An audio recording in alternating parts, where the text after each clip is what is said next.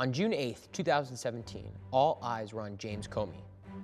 From D.C. to California, people packed their local bars to see the former FBI director testify before the Senate Intelligence Committee about his conversations with President Donald Trump, who abruptly fired him a month earlier.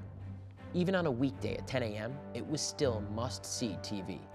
One of the most compelling moments of the testimony came during Comey's exchange with Angus King, independent senator from Maine.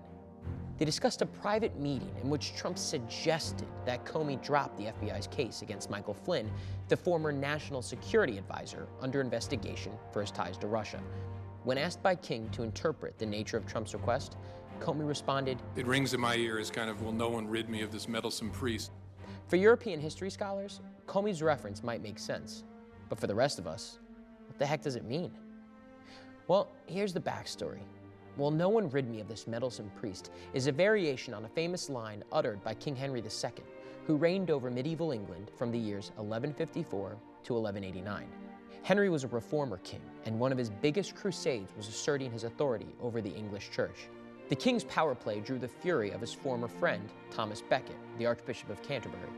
Becket believed that the church should rule over the crown. The two men bickered bitterly and quite publicly over the issue for years.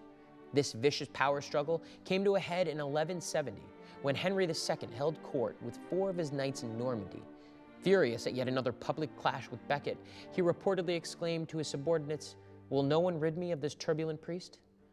And as knights tend to do, they carried out the bidding of their king, taking his words literally.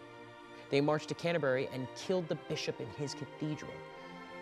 Whether King Henry II's words were meant as a death sentence or not, the assassination garnered a ton of outrage, and Archbishop Becket was immediately declared a saint.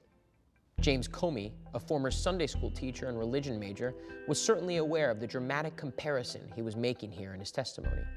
Like King Henry and his knights, was President Trump covertly issuing a direct order to Comey to derail the Flynn investigation?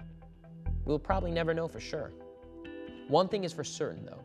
Comey's testimony is yet another twist in a high-stakes political drama that is yet to unfold.